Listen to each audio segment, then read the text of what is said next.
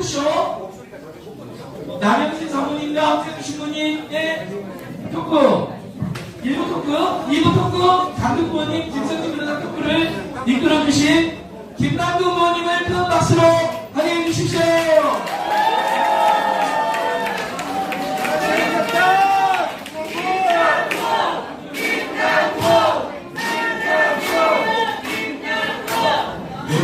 정말 전국 각지에서 많은 분들이 오셨는데요.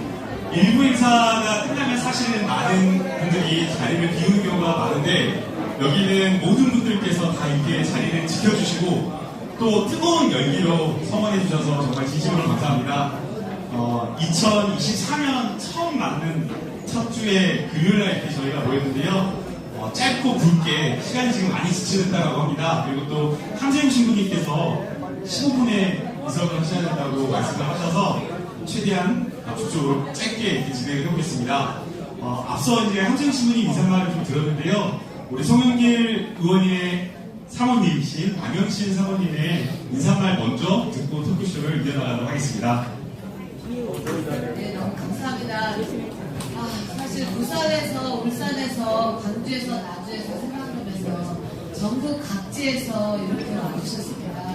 저는 남편이 없이 제가 그 신부님 모시고 하는 거라 많은 분들이 못 오시면 어떡하나 너무 걱정을 했는데 정말 여기가 꽉 차고 저 밖에까지 그리고 지도 유튜버님들 매번 이렇게 함께 해주셔서 정말로 고맙습니다. 이 축한 기념회 전주시를 위해서 그동안 가장 앞장서서 헌신해주셨던 함세영 씨님 그리고 흔쾌히 수락해주신 우리 김상진 목사님을 비롯해서 하림스님 여기 계신 여러분들에게 진심으로 정말로 고맙습니다. 감사합니다. 큰 박수 부탁드립니다. 네. 그 송영길 사모님께 가장 물어보고 싶었던 질문이 스탠드 좀 이쪽으로 세워놓으셔야 계속 지금 앞에 화면에 다 잡히잖아. 사실은 대중들 앞에 나서는 것을 싫어하시는 분들이 많거든요. 근데 대중의 앞에 나서는 걸 넘어서서 투쟁이, 검찰개혁, 검찰 타도, 독재 정권의 타도에 앞장서는 그 결의와 각오는 도대체 어디서 나오신 건지 그게 궁금해요. 앞에 계속 잡히네, 참. 그것부터 좀 물어봐달라고 하셔서 어디서 그 힘이 나오신 건지 여쭤보고 있습니다. 사실 제가 고등학교 3학년 때 하나님한테 기도했어요. 저를 인류대에 보내주시면 세상에 빛과 소금으로 살 거고 저를 인류대에 안 보내주시면 내가 내 멋대로 살겠다. 근데 제가 원하는 대학은 아니었지만 이대를 보내주셨고 그래서 빛과 소금이 어떤 건지 정말 하나님과의 약속을 어길 수가 없는 거잖아요. 그래서 대학교 1학년 때 5.18을 맞아서 학교에서 데모가 있었고 그 후로 정말 많은 그 고민을 하면서 지금까지도 하나님과의 약속을 매 순간순간 어기지 않으려고 노력하고 있다는 점도 그렇습니다. 신과의 약속이기 때문에 신과의 약속이라고 하는데요. 신부님께서는 지난 50여 년 이상 정의구현 사대장 등을 이끄시면서 사실 어떻게 보면 거리에 우리 투쟁의 역사를 다 옆에서 지켜보셨을 텐데 이런 분 계셨나요? 주님의 뜻이라고 하면서 제가 송 대표님 기도되시기 전에 저녁에 몇 분들하고 이제 원유로 이사 오신 배를 방문했어요. 저녁 시간에 우리 남영진 사장님도 뵙고 되는데 처음 뵀는데 이제 몇 차례 회합된 만났습니다만 나도 좀 친감이 있는 거예요. 왜냐하면 성신여자 고등학교를 다니셨어요. 초등학교. 근데 담임 선생님이 수녀님이셔요. 근데 내가 그 수녀 잘 아는 분이니까 전화를 그날 좀 했거든요. 그 제자하고 전화하기 너무 기뻐하시더라고요. 그런데 그 수녀님 말씀이 남영신 학생이 고등학교 때 항상 1등을 했대요. 그 다음에 고범생인 거예요. 제가 수녀님께 들은 얘기, 교장수님하고 담임수님께 들은 얘기인데, 그래서 그걸 듣고 또 훌륭한 개신교 신자시고 열심히 기도하시고 아까 말씀하신 대로 그러면서 방에서 보니까 이제 뭐 십자가라든지 여러 가지 교회 선물 제가 확인을 했습니다. 이제 그런데 아까도 말씀드렸습니다만 우리 박성문 선생님께서 저한테 해주신 말씀이에요. 워낙 감옥가기가 참 힘들잖아요. 검찰 조사하는 게. 그래서 조심조심하고 이러니까 그래도 우리 사모님께서 송대표님을 꾸짖으신 거예요. 저는 그때는 뵙지 못했는데, 그 부인 참 멋있다. 훌륭하다. 우리 모든 정치인들의 부인이 그런 정도의 각오가 있어야 된다. 이렇게 했는데, 직접 뵙고 제가 인사를 드렸거든요. 그래서 제가 이제 속으로 마음이 쓰라리시죠. 물론. 그러나, 십자가 밑에 계셨던 성모님의 마음, 그 마음을 같이 가시고, 이거 이겨내십시오. 그 십자가를 주신 예수님이 우리의 구원의 바로 주님이시듯이 고난받은 정치인들이 우리 민족의 구세주가 됩니다. 이렇게 제가 메시지를 드렸습니다. 함께 힘내주세요. 아까 이제 인사말 하실 때도 송영길 의원님의 사모님께서 꾸짖으셨다라고 이렇게 신부님께서 말씀해 주셨는데요. 실제 어떻게 말씀을 하셨는지 직접 좀 들어보고 싶은데요. 남편이 프랑스에 그 돈봉투 사건 막 터졌을 때 저한테 첫 마디가 사실 나 아무것도 모른다. 들어가 봤자 나 할 말이 없다. 아무것도 몰라서 그런 거예요. 그리고 국내에서 막 여론이 비등해지고 그러니까 이재명 대표님도 전화 오시고 그래서 제가 남편한테 그랬어요. 여보 들어오려면 빨리 들어오고 지금 우리의 상황은 일제 때랑 별로 틀릴 게 없다. 이렇게 일제 때 우리가 나라를 잃었을 때 있어야 될 곳은 정말 투쟁하는 현장이든 감옥이든 둘 중에 하나 아니냐. 지금 당신 들어와서 감옥 가지 않으면 이 윤석열 끝장났을 때 당신 사회를 향해서 국민들을 향해서 어떤 말을 할 수 있겠냐. 빨리 들어와서 감옥 가라.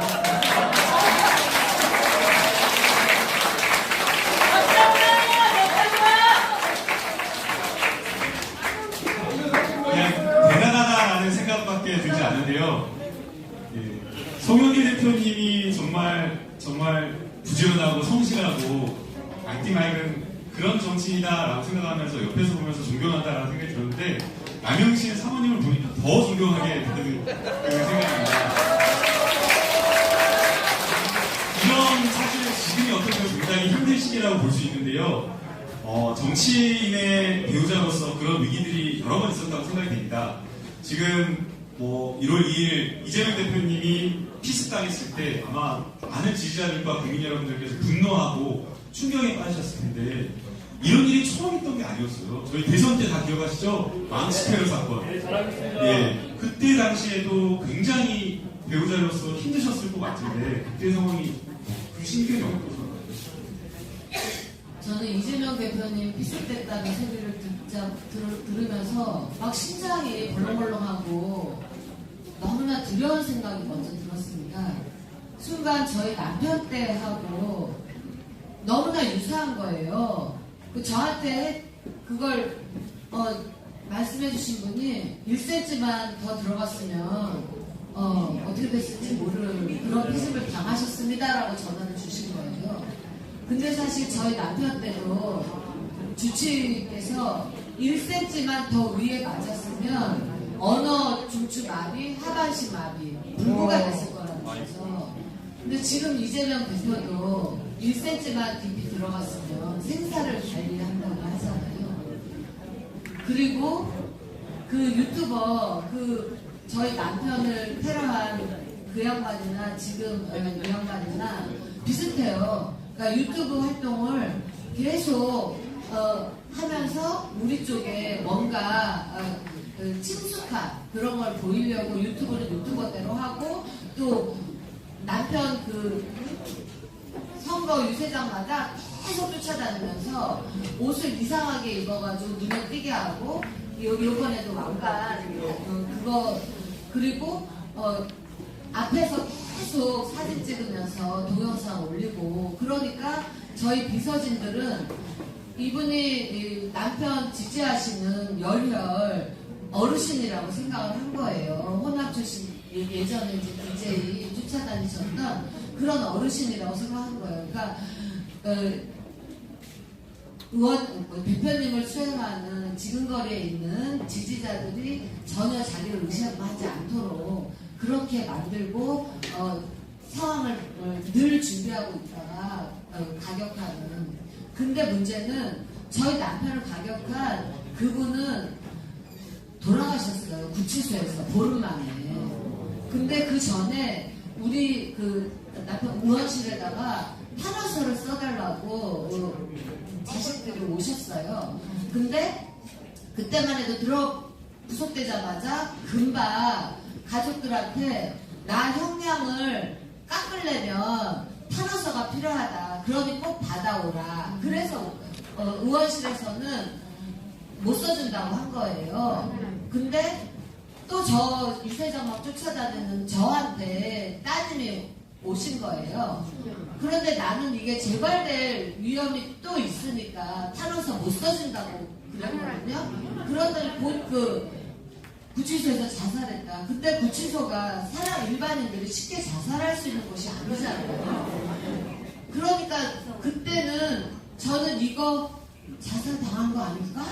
저는 그렇게 생각을 했는데 이거를 밖에다가 말할 수가 없었어요. 그러니까 그 당시가 대선이 접전이어가지고 남편은 주치의가 막 말리는데도 붕대 칭칭대고 막 가셔가지고 그러니까 나는 요번에 이재명 대표 경찰에서 범행 동기를 말할 수 없다고 하는 순간 저는 처음 1cm 그거 들은 순간부터 이거 우리 당에서 수사 제대로 하는지 끝까지 굉장히 치밀하게 이재명 대표를 이후 수행하는 거를 강화하는 경호뿐만이 아니라 진상 규명하는 것, 이 사람에 대한 철저한 당에서 모니터링이 반드시 있어야 된다는 생각이 듭니다. 두 사건이 너무나 유사한 게 많은 것 같아요. 들어보니까 그냥 단순하게 어떤 정치인에 대한 어떤 혐오적인 어떤 정서로 폭력 이런 행사한 것이 아니라 아예 계획하고 의도적으로 준비된 흉기를 가지고 동선까지 쫓아다니면서 지지자를 위장해서 범행을 저질렀기 때문에 이거를 정말 철저하게 더욱더 철저하게 수사해야 된다고 생각이 드는데요. 지금 이제 밖에서 신부님께서 이석해야 된다고 이렇게 지금 계속 사인을 주고 계셔서 신부님 이런 사건 본 적 있으세요?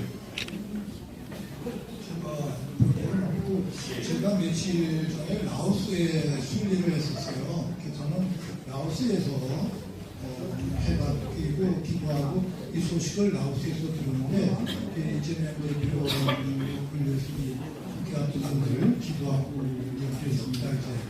그러면서 다행히 동맹 쪽을 피해갔기 때문에 다행이라고 이 상황을 발표해서 소식을 들었어요.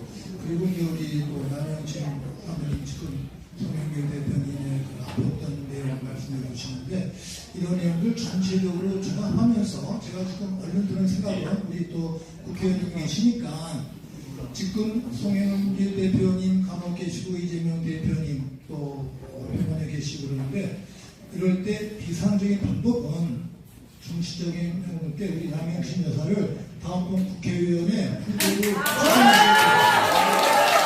여러분 동의하시나요? 예! 우리 국회의원께서 가셔서 직접 출전해서 이거 좋은 생각이죠. 와!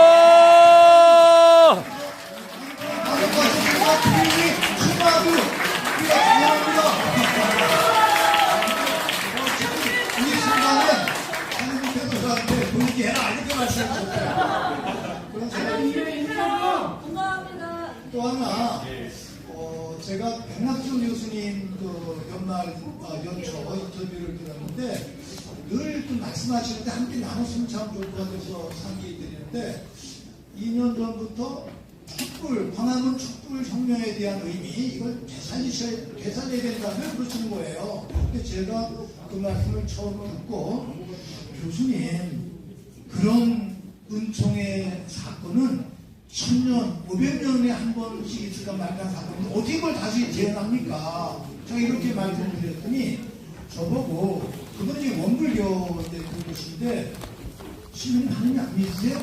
이렇게 하시는 거예요. 예, 저 하느님 믿습니다. 하느님 믿으셔야죠.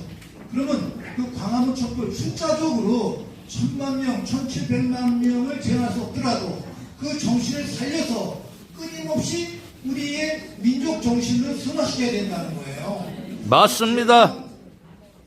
우리 이제 가톨릭 신자로서 부활 전에 세례 갱신식을 해요. 하느님을 믿느냐, 다시 약속하느냐, 죄를 끊어버리느냐, 이런 다짐을 하거든요. 이런 제 다짐의 의미가 있구나. 물리적으로 1700만 명의 수를 모으지 못한다 하더라도 마음으로 늘 광화문 촛불혁명가 되새겨야 되겠다. 그 촛불혁명의 정신, 그분은 제2의 촛불혁명을 일으켜야 된다는 거예요.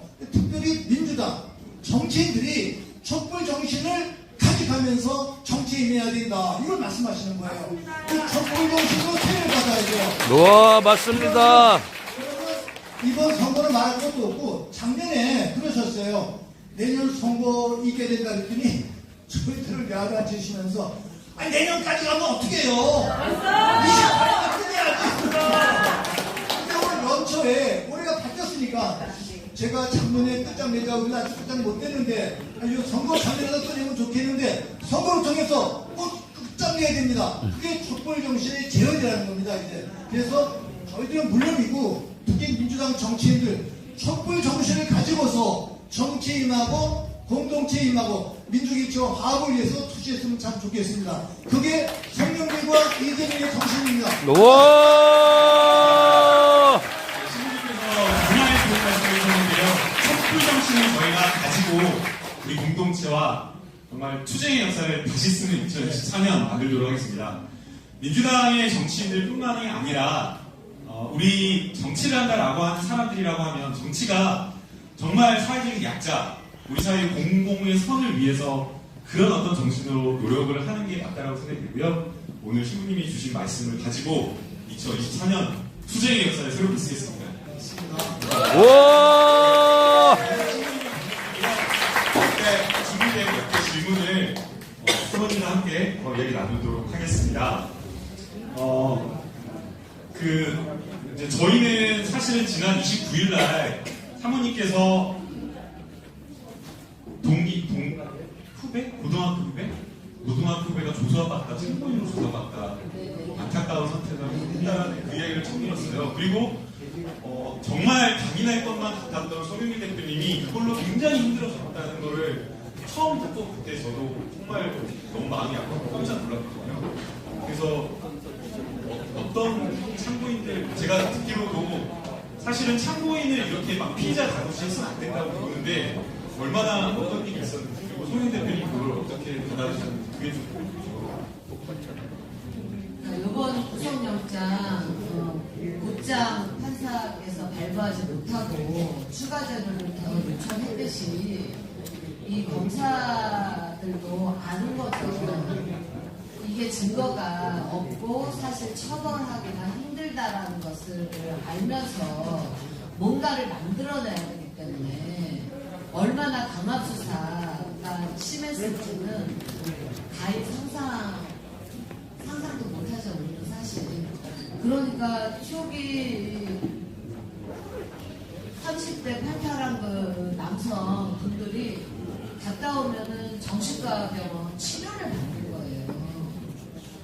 그러니까 저희 남편이 특히 어린 그 여비서들 들어가면은 막 노심초사 안절부절을 못하는 거죠. 그러니까 정신과 병원에 가도 그걸 자기가 즉각 아는 것도 아니고 이렇게 돌아오면은 갔다라는 걸 늦게나 알게 되고, 그러니까 그 사이에 혹시 정신과 병원 갔다가 좀 극단 선택을 하지 않을까, 세상을 너무 모르니까. 검찰이 뭐라고 어린 비서들을 했을지 남편은 상상이 되고, 그러면서 계속 노심초사하는, 매일매일이 그랬죠. 노심초사. 그리고 급기야는 정말 당신이 굉장히 여리고 되게 착한 후배였다는 거예요.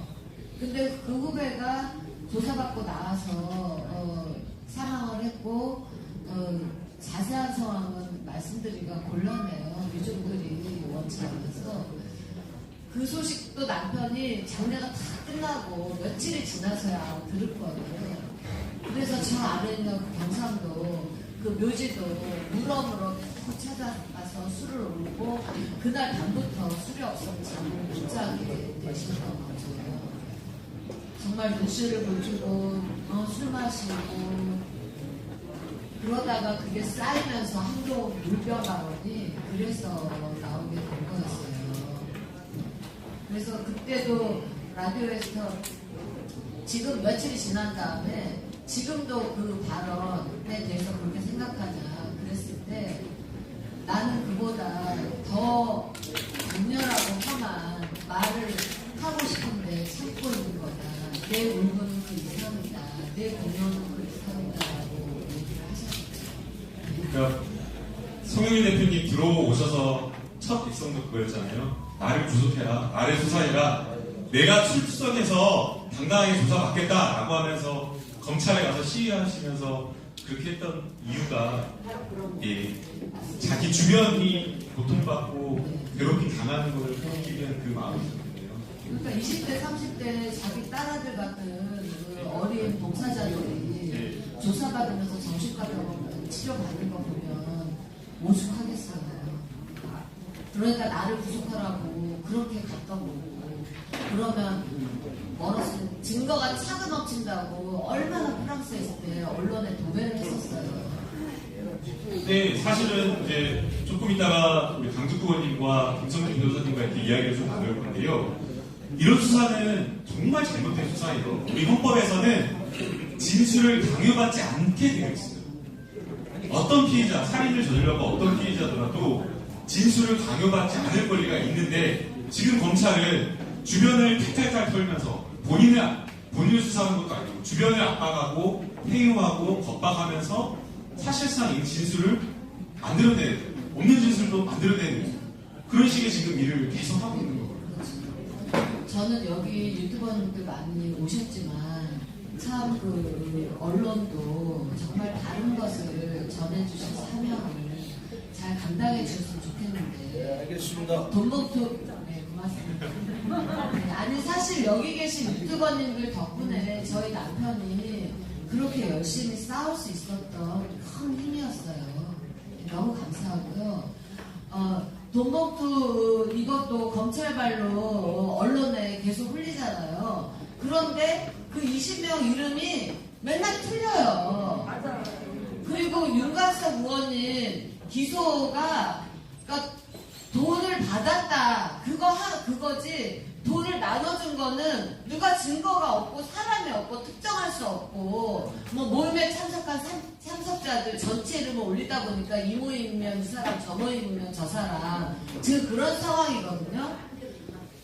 그런데 마치 그걸 돈봉투 20명, 그러니까 남편 돈봉투 관련해서 증거가 안 나오니까 그 다음 먹세안으로 수사를 옮긴 거예요. 그러니까 요번에 기소한 거에 1차가 정당법인데 정당법 관여 없음. 2차 그러면 정치자금법으로 먹사연. 근데 먹사연 처음 만들 때 남편이 드루킹 연구소를 직접 방문해서 거기 그 미국인들하고 회의하는 사진 다 있고, 드루킹 연구소에서 연구위원으로 근무하셨던 그 분을 먹고 사는 문제연구소 초대 소장으로 앉히시고, 박사급들이 거기 활동을, 정책을 내는 그 활동을 하시거든요. 그리고 그 먹사연 그 활동이 정말 자기가 싱크탱크 그 정책 연구를 목적으로 하려고 남편이 그렇게 설립을 한 거예요. 7, 8년 전에. 그래서 실제로 김남국 의원님은 같이 하셨는지 모르겠는데 예를 들자면 기후 관련한 그 세미나를 의원님들과 여러 차례를 하고 의원님들이 돌아가셔가지고 당신들끼리 0.5도씩 포럼을 만들고 그러니까 먹사연은 그런 현재 그 정책과 관련된 의원님들의 활동을 또한 뒷받침해주는 인큐베이터 역할을 한 거죠. 그러니까 단순히 송영길 개인의 정책만이 아니라 우리 당 의원님들 그 정책에 반영되는 그런 활동들이 그런 것들이에요. 여기서 그동안 활동했던. 그러니까 변호사님에 의해서 먹사연은 그날 실질심사 때 정치단체가 아니라 정책연구소라는 게 충분히 입증이 됐거든요. 그리고 지금 정치자금법은 현행 본인이 사람이 돈을 받아야 정치자금법 위반이에요. 근데 먹사연의 모든 후원금은 먹사연 공식 통장으로 다 들어갔어요.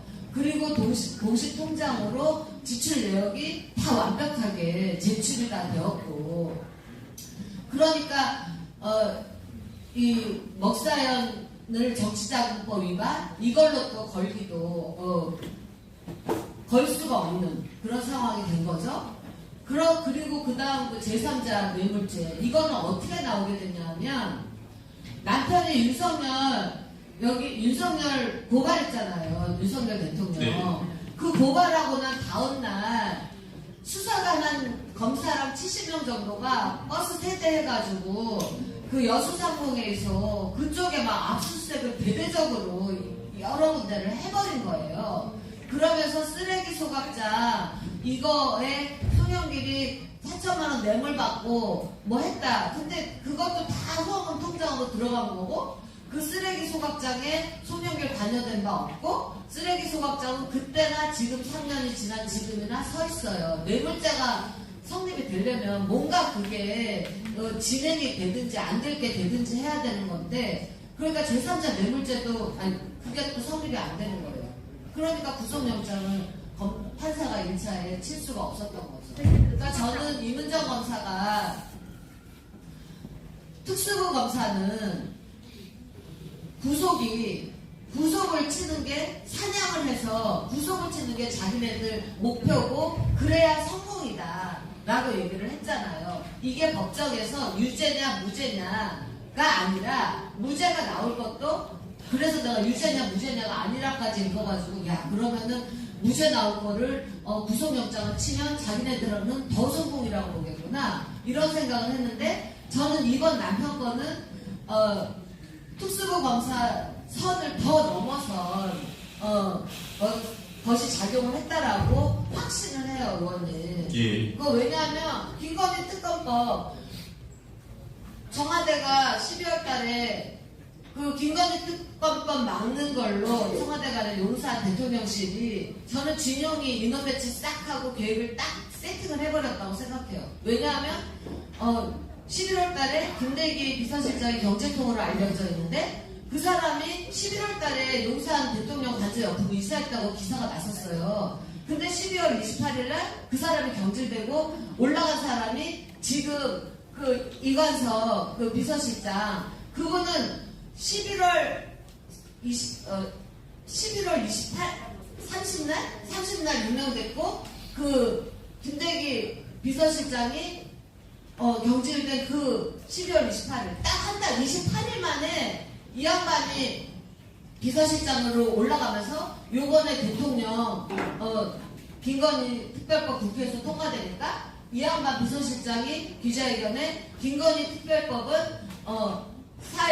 총선을 겨냥해서 폄훼시키려고 하는 음해하려고 하는 그런 법이다 이런 취지의 말을 그러면서 대통령실은 이걸 받을 생각이 전혀 없다 거부한다 이렇게 딱 성명을 발표해버렸잖아요. 그러니까 어떻게 정치실장에서 비서실장 한 달도 채 안 되면서 바뀌어버리고 그러니까 나는 한동훈 장관도 빨리 그 법무부 장관 사임하고 국회 들어오고 이미 다 세팅이 되었다는 거죠. 그래서 사실 송영길 구속된 다음에 이틀 뒤에 한동훈 장관 사임했고 5일 뒤에는 우리 당 그러니까 국힘당 비대위원장으로 오셨잖아요. 그리고 11개 특검법 통과됐고 지금 이런 거예요. 그럼 당연히 나는 우리 남편이 이거 특수부검사 그 이상의 작용에 힘이 작용했다라고 생각하는 거예요. 예, 뭐 대통령실에서 김건희 특검이 민주당의 정치적 영향력 주려고 한다라고 시기를 만들었다 이렇게 얘기하는데 저희가 만든 게 아니에요. 국민의힘이 반대해가지고 패스트 태우다 보니까 이 시기까지 온 거예요. 맞아요. 여러분 다 알고 계시죠? 네. 거부하는 자가 범인이다. 본인들이 자초에도 이걸 정치적인 법이다, 악법이다라고 규정을 한 것 자체가 황당하고요. 피의사실 공표 이야기를 하는데 피의사실 공표는 진놈들이 훨씬 더 많이 하잖아요. 매번 사실도 아닌 걸 가지고 흘려가지고 하나 둘씩 양파 껍질 벗기듯이. 피의사실 공표가 사실은 모든 특검에 있는 조항이기 때문에 이걸 독소조항이라고 할 수도 없고요. 실제 선거에는 영향을 미칠 수가 없는 것이요.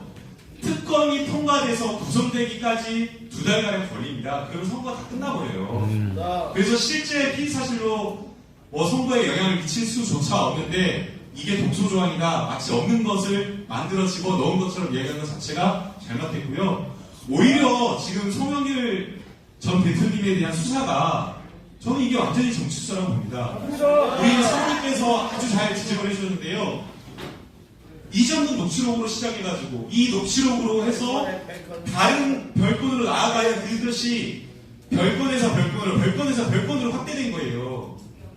근데 박희태 국회의장 유사한 사건이 있었잖아요. 그 수사가 어떻게 된지 아세요?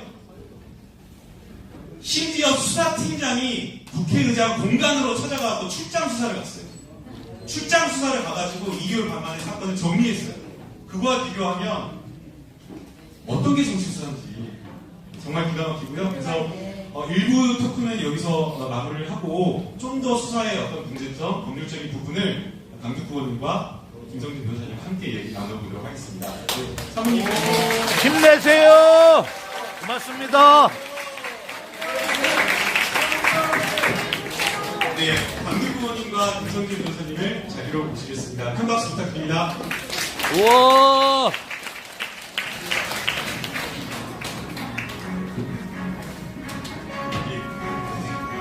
네, 저희가 시간이 혹시 몇 시까지 가능할까요? 아, 있잖아요. 네.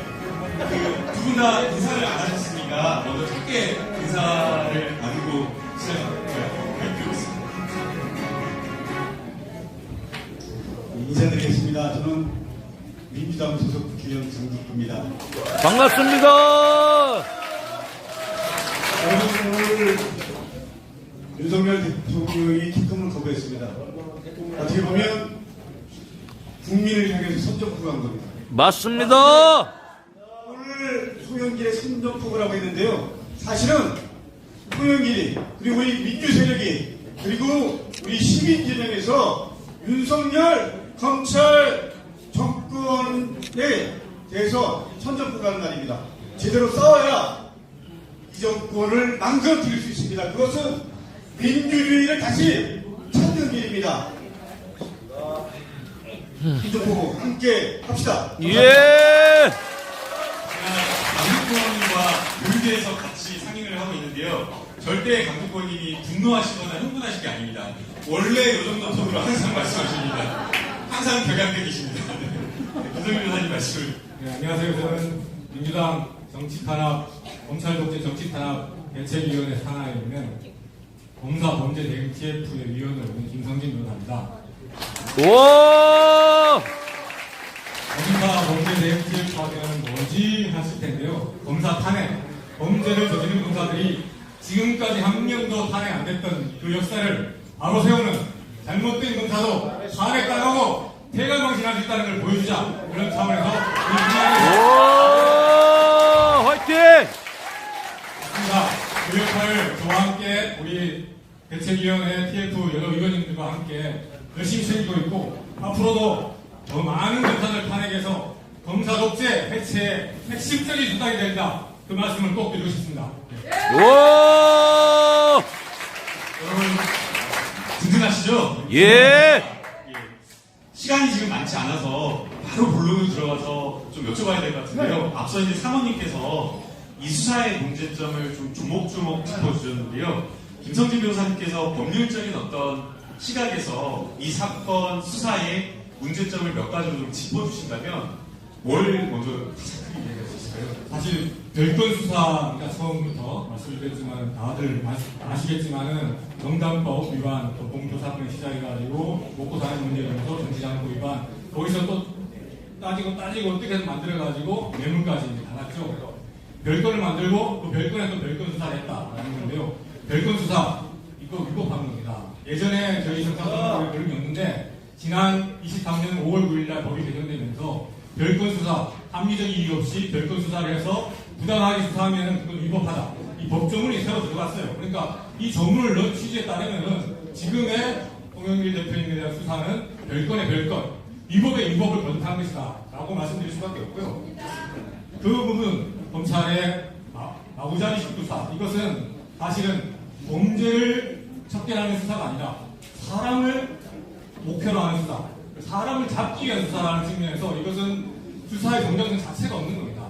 사람을 잡기 위해서 죄를 만들고 이것이 사실 공권력이 지금 하는 짓인데 이것은 정당성이 없는 수사라는 말씀 분명히 드리겠고요.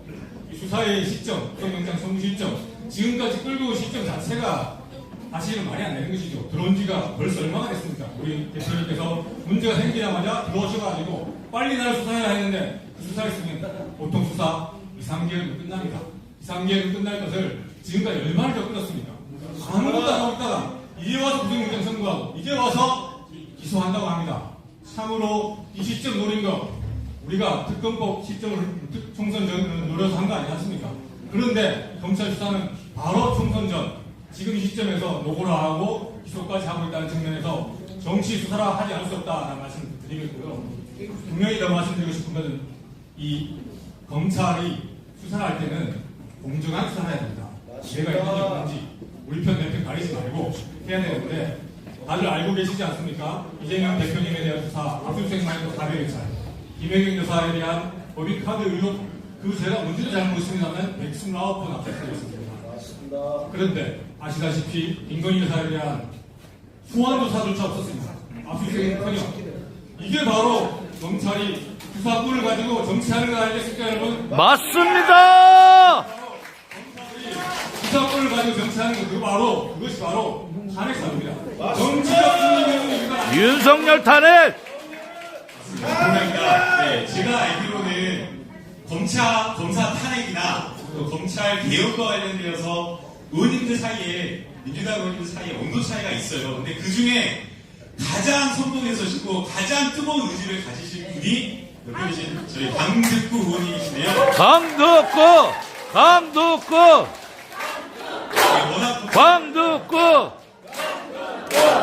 의지가 있다 보니까 이 사안을 또 바라보는 시각이 또 다르신 것 같은데 어떻게 보고 계신지 좀 의견 주시죠. 우리 김 변호사님이 말씀하신 대로 형사소송법에 분명히 적시되어 있습니다.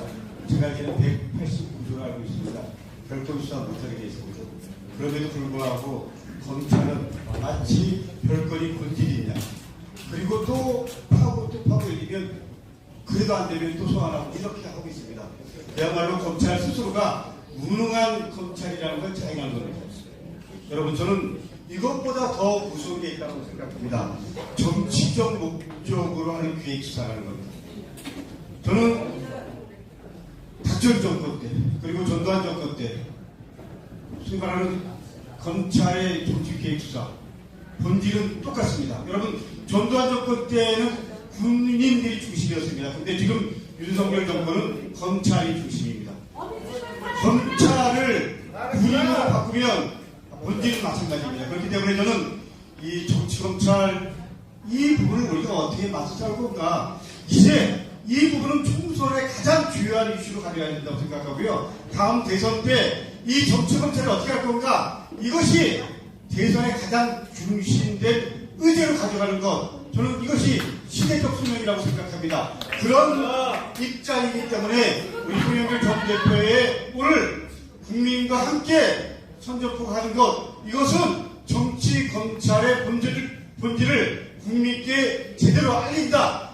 그 일에서 홍영길 대표의 이 싸움은 반드시 승리해야 된다. 이게 역사가 우리에게 주어진 소명이라고 생각합니다. 맞습니다. 네, 모든 검찰의 수사가 다 그렇지는 않는데 유독 특수부의 유독 정치검찰의 수사가 무도합니다. 명백하게 헌법에서 하지 말라라고 하는 것, 형사소송법에서 금지하고 있는 것, 진술을 만들어낸다거나 진술을 강요한다거나 그 진술을 받기 위해서 원하는 진술을 받기 위해서 수십 번, 70번, 80번 불러내고 주변을 압박하고 참고인으로 불러서 계속 회유하고 협박하고 겁박하고 이거 막아야 된다고 저는 보거든요. 맞습니다. 그래서 변호사님 이걸 정책적으로 어떻게 막아야 될지에 대한 연구도 같이 해야 될 것 같은데 어떤 방안이 있을까요? 말씀하신 것처럼 벌써 드러난 것이 많습니다. 이화영 지사님 같은 경우는 여러 번 여러 차례 이제 압박과 회유가 있어서 거짓 진술을 할 수밖에 없었다라는 것을 이제 변호인들이 들고 나오면서 그때 압박과 회유했던 그 검사들에 대해서 문제를 삼았거든요.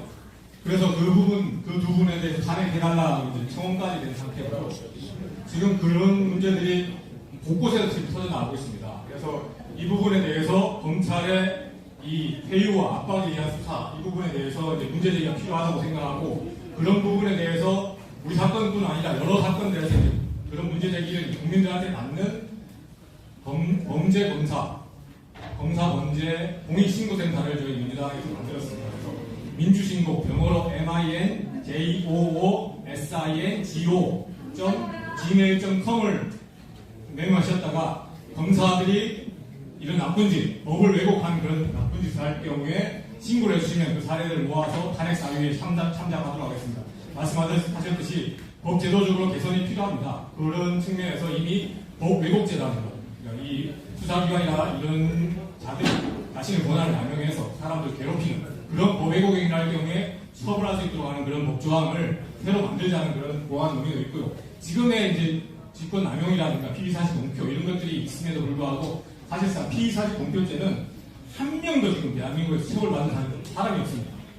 형법 정문의 126조에 분명히 피의사실 공표라는 죄가 분명히 있음에도 불구하고 정말 놀랍게도 그 죄로 처벌받는 사람이 단 한 명도 없다. 왜? 검사들이 한 명도 기소를 안 했기 때문이죠. 그 죄가 얼마나 막연한지 여러분 이성균 우리 배우님 사건에서도 당연히 다들 아실 겁니다. 그러한 검찰의 제시구 봐주기 이런 문제들을 해결할 수 있는 그런 법제도적 개혁 그리고 국민들의 압박 이런 것들이 계속돼야 된다고 생각하고 있습니다. 맞습니다. 입법부에서 법을 바꿔야 된다, 법을 개정해야 된다 하는데 남특 의원님께서 답변을 좀 주셔야 될 것 같은데요. 저는 이번 국회에서 나름대로 의미 있는 효과를 내는 것이 있다고 생각합니다. 우리 김남국 의원님이나 김영민 의원 포함해서 함께 해줘서 검사 2명이 탄핵됐습니다. 저는 잘하셨습니다. 이거는 당연히 입법부의 권한임에도 마치 이것이 예를 들면 검찰의 중립성, 독립성 훼손하는 것처럼 언론에 호도하고 말겠습니다. 여러분, 검찰을 견제할 수 있는 수단을 입법부에서 정당하게 쓴 겁니다. 앞으로 정치권이 바뀌면 저는 정치검찰 다시 소환해서 분명하게 입법부에서 주어진 법적 근거를 갖고 탄핵 사유실을 탄핵해야 된다고 생각합니다. 이에 대해서 열심히 일하는 검사들은 당연히 존중하고 해야 됩니다. 그러나 권력과 압하고 권력과 기생하고 이런 검찰들에 대해서는 분명하게 우리 입법부에서 제 역할을 해야 된다. 그런 입장에서 검찰 관련해서 권력을 이용하거나 그리고 정치 권력화는 집단에 대해서는 분명한 검찰에 대한 입법부의 입장 그리고 갖고 있는 권한들을 제대로 써야 된다라는 게 제 개인적인 입장이고 민주당의 입장임을 말씀드립니다. 와!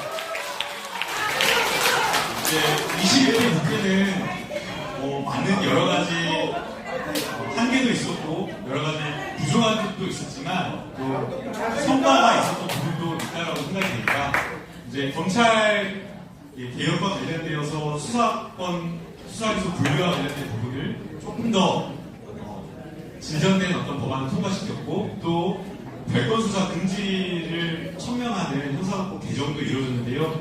그러한 것들이 이제 결국에는 시행령에 의해서 무효화되었지만 다시 이제 22대 국회가 들어온다면 거기서 또 한 발자국 더 진전된 그런 어떤 인권 보호를 위한 정치검찰을 몰아내기 위한 그런 움직임이 있지 않을까 생각이 듭니다. 지금 TF 위원회 활동에 대해 또 보시고 싶은 거지. 검사 탄핵에 대해서 이제 사실 이게 헌정사상 우리 정부들, 우리 당이 처음으로 다시 추진했지 않습니까? 근데 이 추진하게 된 이유에 대해서는 사실 이전까지만 해도 검사들한테는 윗선에 줄 서서 시키는 대로 해서 승진하는 것이 100% 최선이었습니다. 일만에 의심할 필요도 없어요. 무조건 승진되고 그 다음에는 한탄 내로가 보장되기 때문이죠. 그렇기 때문에 지금까지 정치검사들이 하나의 이권 카르텔로서 지금 윤석열 경찰 독재의 핵심적인 기둥이 되어왔던 겁니다.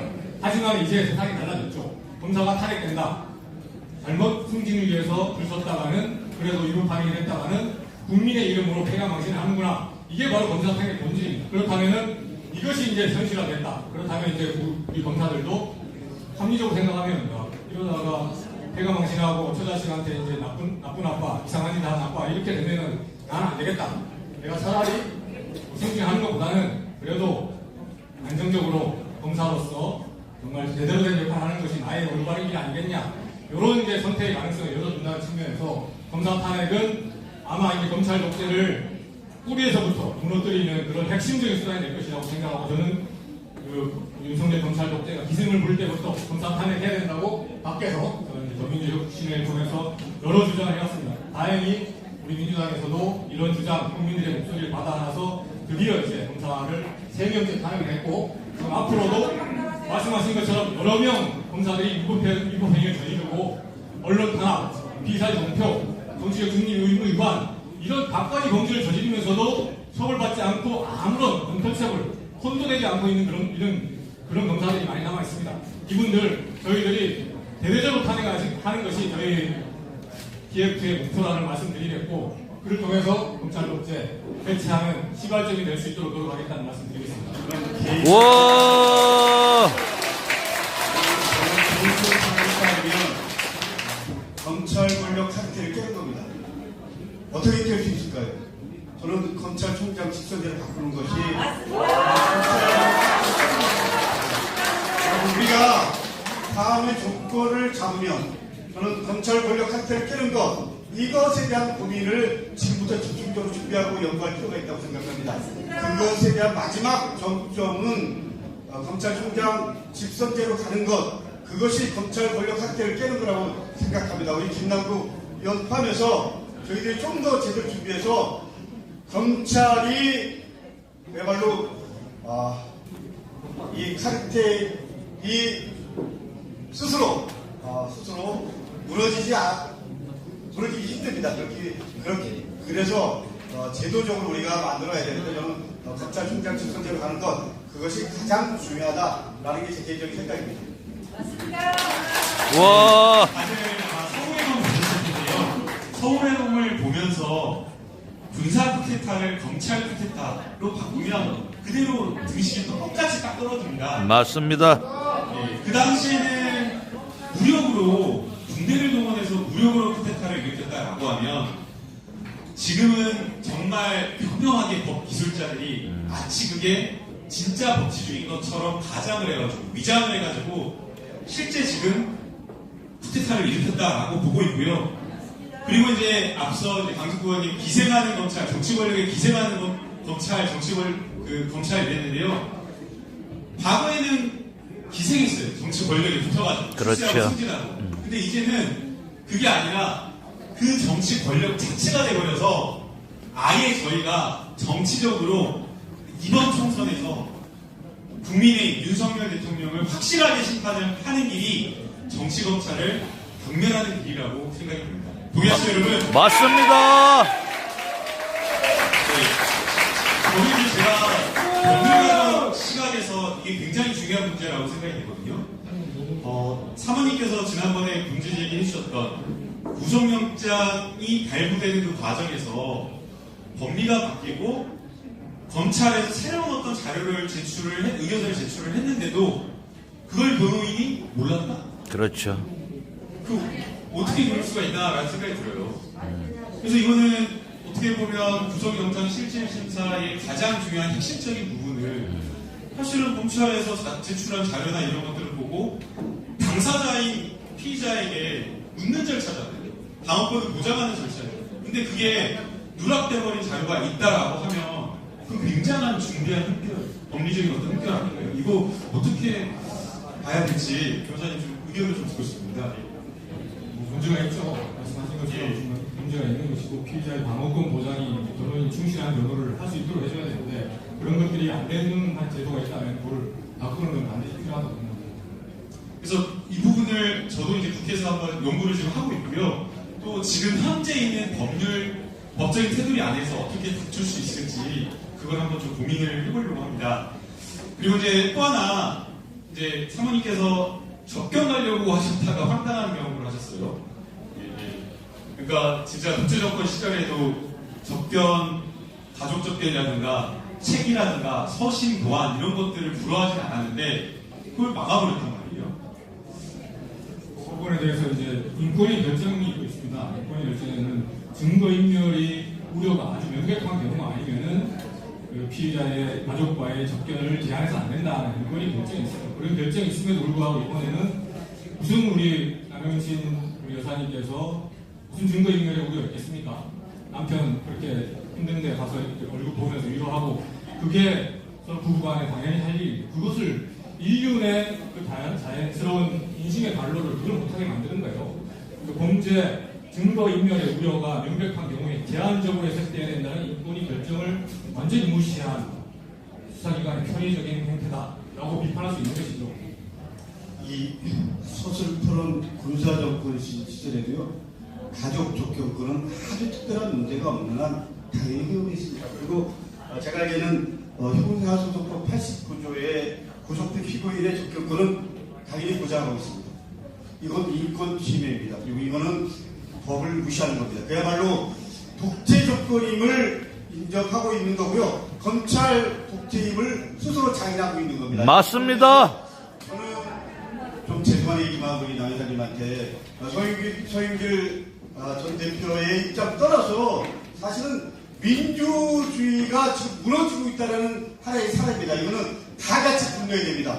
이 정권의 본질을 스스로 보여주고 있는 겁니다. 이 정권이 외피상으로는 선거를 통해서 정권을 획득했지만 내용상으로는 검찰 독재 정권이라는 걸 보여주고 있는 겁니다. 이 정권 이제 오늘 거부권 윤석열 대통령이 특검 관련해서 형사했는데 이제 국민이 윤석열 정권에 대해서 심각한 고민을 해야 될 상황까지 왔다라는 게 제 개인적인 생각입니다. 맞습니다. 사실은 구속된 피의자의 접견교통권을 제한하는 것은 구속된 피의자의 기본권을 제한하는 것이지만 또 동시에 접견하고자 하는 가족들의 기본권을 제한하는 거라고 이미 헌법재판소 결정례가 있습니다. 그리고 서신을 압수하거나 이런 어떤 기본권 제한을 한다라고 하면 명백하게 법률의 근거를 둬야 되거든요.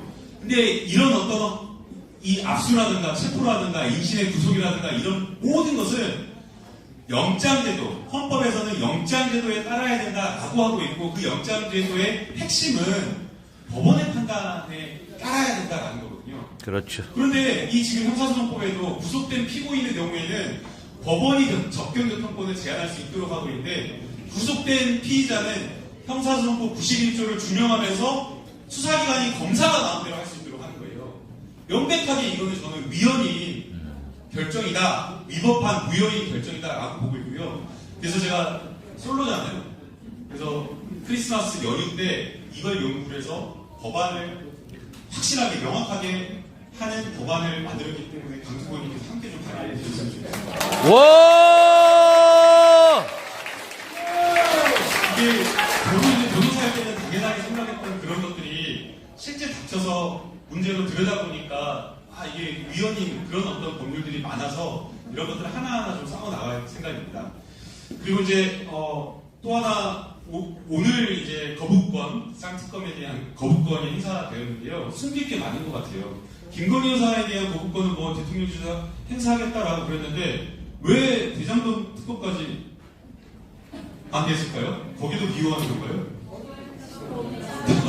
숨기는 자가 범인입니다. 하나는 김건희 여사에 대한 사건이고 대장동은 또 본인 사건이라고 생각하는 건가요? 정말 이 특검법에 대한 거부권 행사 오시면서 우리 국민 여러분들께서는 정말 깜짝 놀라셨을 겁니다. 도대체 어떻게 이렇게까지 할 수 있느냐? 국민 다수가 특검법 거부권 행사를 반대하는 것 그분들도 윤석열 대통령도 모르지 않을 겁니다.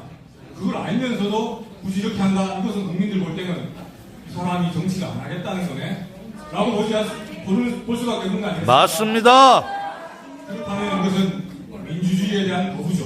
국민들의 의사와 전혀 다른 길을 마음대로 가겠다는 것. 이것은 대의하는, 국민의 뜻을 대의하는 대표기관으로서 판단 자체가 안 되는 겁니다. 그래서 이 부분은 중대한 민주주의 위법이다. 민주주의에 반하는 어떤 선택이다. 민주주의에 반하면 그 대통령은 탄핵사가 아닌가요? 맞습니다. 그리고 이 특검법 내용 보면은 공적인 판단을 해서 특검법을 거부해야 된다. 그리고 공적인 판단이라는 것은 이 특검법이 어떤 기본권을 침해한다거나 헌법 질서에 반한다거나 이런 측면에서 국회와 의사가 다르다. 나는 한번 국회에서 이런 공적인 판단이 다르니 제의를 한번 물어보겠다. 그런 공적인 판단 기준에 따라야 되지. 이것을 다시 거부권 행사하는 것은 자기 식구, 자기의 이해관계를 지키겠다는 그런 측면밖에 아니기 때문에 이 공적인 판단 기준에 따라서 거부권 행사해야 된다는 헌법의 그 기본적인 거부권 행사의 원리에 반해서 자기의 사리 사욕 그리고 사적 이해관계를 챙기기 위해서 거부권 행사했다는 점에서 거부권 행사의 그 헌법상의 기본 질서 이 취지를 완전히 몰각한 것이다 라고 밖에 볼 수 없고 그렇다면 헌법 질서를 부정하는 이런 행위 탄핵사유 아닙니까? 맞습니다. 윤석열 탄핵. 네. 한 가지만. 이게 법 앞에서는 누구나 평등합니다. 그래서 누구든지 잘못하면 처벌을 받아야 되는데 자기나 자기의 처나 이런 분들이 처벌을 받지 못하도록 하는 거부권 행사 이것은 법 앞에서의 예외를 만들겠다 이런 주장밖에 안 되는데 법률의 예외, 법 앞의 예외, 법치주의의 예외를 만들겠다는 이 행위 이거 탄핵사유 아닙니까? 맞습니다. 그렇다면 이 세 가지 민주주의에 반하고 법치주의를 위반하고 공적인 판단 기준이 아닌 거부권 행사했다. 이것만 가지고도 저는 윤석열 대통령은 탄핵돼야 된다고 봅니다. 그렇지 않습니까? 맞습니다. 한번 여쭤보려고 했는데요. 과거에는 대통령이 거부권을 행사한다는 것 자체가 굉장히 이례적인 일이고 굉장히 정치적 부담을 주는 일이라고 해서 거의 행사를 안 했어요. 그리고 또 특히나 가족과 관련된 거면 해야죠. 당연히 해야죠. 그리고 또 선거를 불과 100일도 안 남은 90일을 앞두고 있는 상황이라고 한다면 집권여당이 부담을 안 주고 총선 승리하려면 당연히 해야 되는데 모든 언론이 비호하고 망설이지도 않고 그냥 오자마자 거부권을 행사했는데 여기에 대해서 민주당의 전략과 그리고 당대표님의 평가를 좀 들어보겠습니다. 제가 알고 있는 한 대통령 가족 특히 부인에 대한 문제 때문에 거부권 행사한 전례는 하나도 없었습니다. 그럼에도 불구하고 윤석열 대통령은 당당하게 거부권을 행사했습니다. 대통령은 이미 스스로가 어떻게 보면 국민의 대통령이기를 거부한 거나 마찬가지입니다. 맞습니다. 어떻게 보면 우리가 대통령을 거부할 수 있다는 심각한 상황까지 온 겁니다. 여러분, 지금은 우리가 선택할 상황까지 온 겁니다. 윤석열 대통령을 대통령으로 인정할 거냐, 아니면 우리가 대통령을 거부할 거냐. 이제 윤석열을 거부합니다. 저는 지난번 대선 때 양평 고흥주 포함해서 국민의힘에서 3건이나 부발당했던 사람입니다. 저는 양평 고흥주고 도이치모터스 이 부분 갖고 제가 최대한 할 수 있는 부분이 있습니다. 통정매매 사실 다 밝혔습니다. 마지막으로 정리하면 김건희 여사의 계좌가 주가 조작에 활용됐다라는 판결문, 이거는 도이치모터스 권오수 회장 그 기록이 분명히 적시되어 있습니다. 그런데도 대통령이 거부권을 합니다.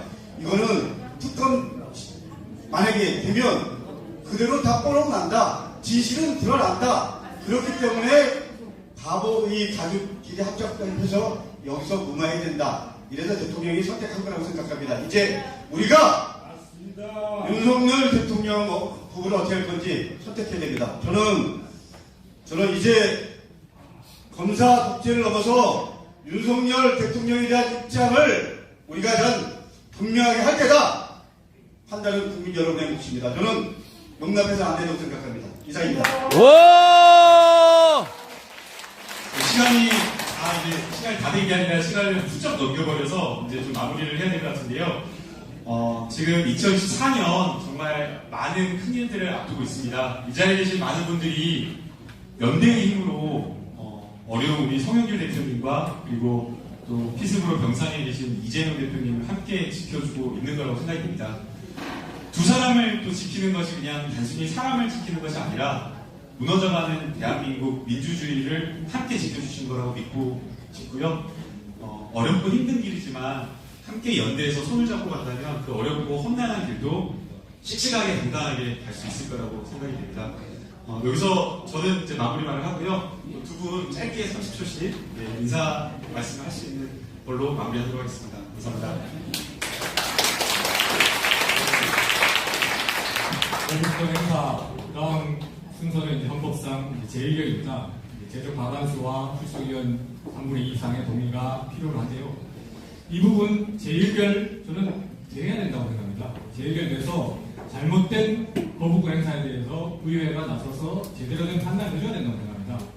그 양심이 있는 국회의원들 저는 분명히 국힘에도 있다고 생각합니다. 그분들이 방문, 누구 봐주기, 제 식구 봐주기 그런 판단이 정말 어이없다 이런 판단을 할 것이라고 생각하고 그 국민의힘 국회의원들도 양심이 있으니 그 판단에 따라서 아마 제1결이 돼야 된다라고 생각하고 만약에 부결될 수도 있죠. 부결될 수 있지만 그 부결된 경우에도 그것은 바로 그냥 국정농단이 아닙니다. 그것은 헌정농단입니다. 헌정농단이라는 그 사태에 직면할 때 국민들이 과연 가만히 계실 것인가. 지금 우리 강덕규 의원이 말씀하신 것처럼 제가 아까 말씀드린 것처럼 윤석열 정권, 윤석열 대통령은 더 이상 대통령으로서의 자격이 없다.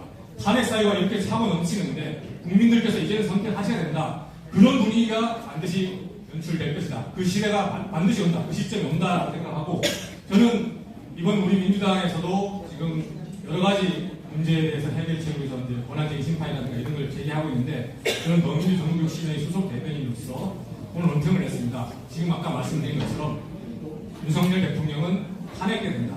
민주당과 야당은 윤석열 대통령에 대한 탄핵에 이제 앞장서야 된다라는 논평을 했습니다. 그 말씀 우리 국민들 많은 분들이 공감하실 것이고 여기 계신 분들은 모두 다 아마 공감하시는 문제 아니겠습니까? 그렇다면 이미 국민의 답은 정해져 있습니다. 윤석열 대통령은 더 이상 대통령으로 자격이 없다. 대통령으로 자격이 없으니 그 문제를 정치권이 해결해야 된다. 그 방법은 탄핵이다.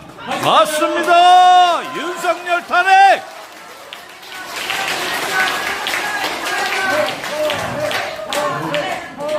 사실 제가 오늘 여기 올 때 무거운 마음으로 왔습니다. 어떻게 특히 우리 남회자들이 될까 이런 생각했었는데요. 과거에 우리나라 민주주의의 최대 위협은 군부였습니다. 군사 정권이었습니다. 근데 지금은 어떻게 보면 검찰 정권입니다. 여러분들 오늘 소영길의 심정보고 북콘서트지만 한편으로는 우리가 다짐하는 시간입니다. 윤석열 정권과 싸우고 제대로 서울의 봄을 만들자 이런 다짐을 우리가 송영길 선전포고를 통해서 함께하는 시간입니다. 저는 남현사님 힘내시고요. 우리 모두가 힘내고 그래서 서울의 봄 빨리 우리가 제대로 만들어내자 다짐하는 시간입니다. 저도 여러분들과 함께 더 제대로 싸우겠습니다. 감사합니다. 여기서 마무리하겠습니다. 너무 감사하고요. 또 다른 기회에 함께 함께 인사드리겠습니다. 새해 복 많이 받으십시오. 감사합니다. 고맙습니다. 새해 복 많이 받으십시오.